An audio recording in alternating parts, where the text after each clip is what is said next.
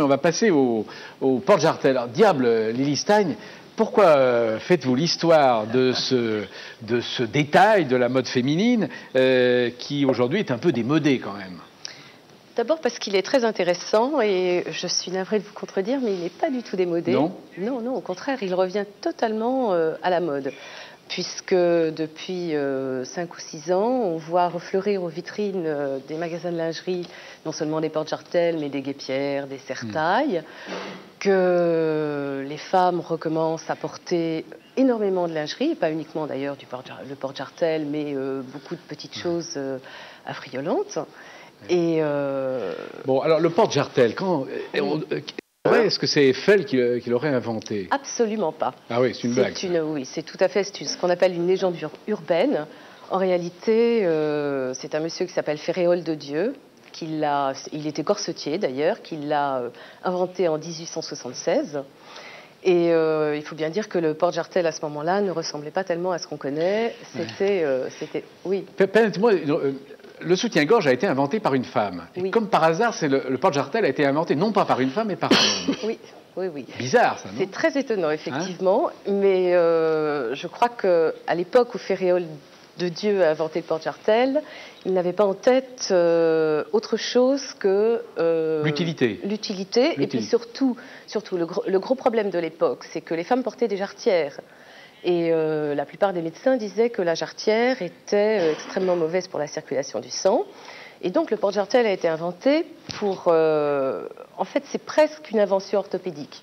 C'était pour permettre aux femmes de tenir leur bas, mais sans s'abîmer la santé, en fait. Alors, il est utilitaire au début, et puis il devient érotique au bout d'un certain temps. Oh là là, il a mis beaucoup de temps à devenir érotique. C'est curieux, ça. Oui, oui, puisqu'en fait, le porte-jartel a eu une vie très, très chaotique.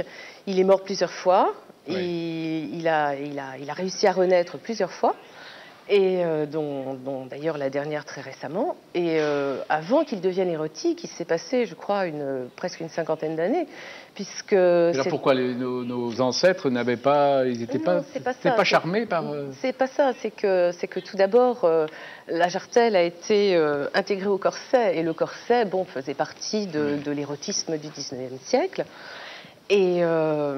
Et qu'il a fallu donc attendre Poiret, qui a libéré les femmes de la gaine, pour que le porte-jartel prenne sa forme, la forme qu'on lui connaît. Et encore, il était à l'époque beaucoup plus Alors important. Aujourd'hui, Lily Stein, le porte-jartel est exclusivement érotique. Totalement érotique. C'est ça. Totalement érotique, puisque effectivement, on a le collant qui remplace le bas. On n'est donc plus tenu de porter des bas. Et si aujourd'hui on porte un porte-jartel, c'est bien évidemment dans une intention toute particulière. C'est-à-dire ? Ça dépend. Ça peut être une intention totalement narcissique, oui, comme ça peut être une intention dirigée vers un partenaire ou vers plusieurs partenaires. Mais de toute façon, c'est vrai que c'est une intention sensuelle. Oui. Ça, c'est indéniable. Oui. Alors, vous racontez 1000 histoires sur le porte-jartel. Oui. Et puis, évidemment, votre livre est très, très bien illustré. Et on va voir donc, extrait de votre livre, quelques actrices célèbres en porte-jartel, à commencer, bien sûr, par Marlène Dietrich dans L'Ange bleu. Oh.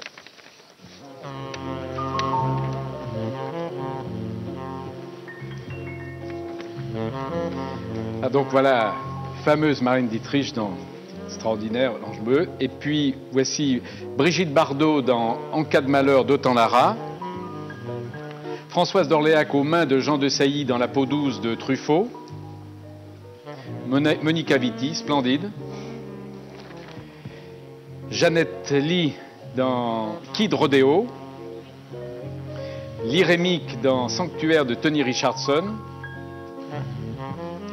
Sophia Loren, impressionnante dans Les Dessous de la millionnaire. Impressionnante, vraiment. Et puis Geneviève Fontanelle qui accroche un bas dans un porte-jartel dans L'homme qui aimait les femmes de Truffaut. Ça, c'est la belle Dio, avec là, preuve de la modernité du porte-jartel. Et puis alors là, Michel Piccoli en porte-jartel dans René Lacanne de Francis Giraud avec Depardieu. Là, c'est vraiment une chose extraordinaire.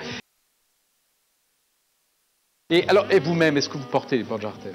Vous voulez dire, est-ce que je porte des porte-jartels en général ? Oui. Oui, bien sûr, je porte des porte-jartels. Et ce soir ? Je m'attendais à ce que vous vous posiez cette question. Bah oui. Ce soir, je porte un porte-jartel, oui. Ouais. Oui. Oui, mais qu'est-ce qui nous le prouve?